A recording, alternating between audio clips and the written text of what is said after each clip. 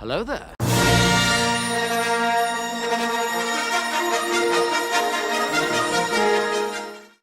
Yes, hello there, and welcome to today's lore video featuring the all-terrain attack pod, which is also referred to as the self-propelled artillery walker and nicknamed the sniper tank. It was a walker with 3 legs that was used for long-range artillery strikes by the Grand Army of the Republic during the latter part of the Clone Wars, and after the Clone Wars, during the Civil War, they were used for both the Alliance and the Galactic Empire. The attack pod was manufactured by Kuat Drive Yards during the height of the Clone Wars, and was developed as a means of transporting a piece of heavy artillery across the battlefront, and was designed using elements from both the all-terrain personal transport and the all-terrain tactical enforcer. The attack pod had an angular hull that was situated above 2 multi-jointed legs and had a smaller retractable third leg that was mounted in front of the 2 main legs, and was deployed to help steady the vehicle when moving over rough terrain and to brace for the recoil when it fired its primary weapon. Despite its appearance, the attack pod was actually well balanced and was no more vulnerable to stability issues than other bipedal walkers. The profile of this tank, as I'm sure many of you may have noticed by now, actually did resemble that of the forward hull section of an all-terrain tactical enforcer.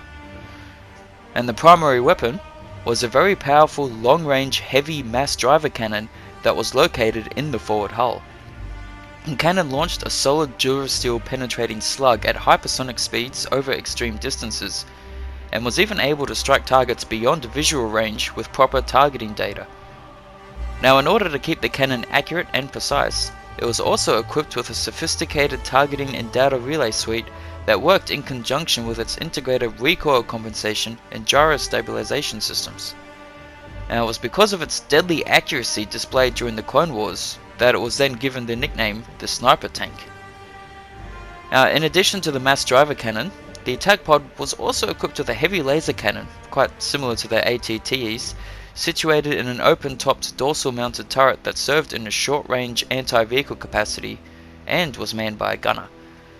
There was also an underbelly heavy repeating blaster for protection against infantry forces. The attack pod was operated by a total crew of 3, including 1 pilot and 2 gunners.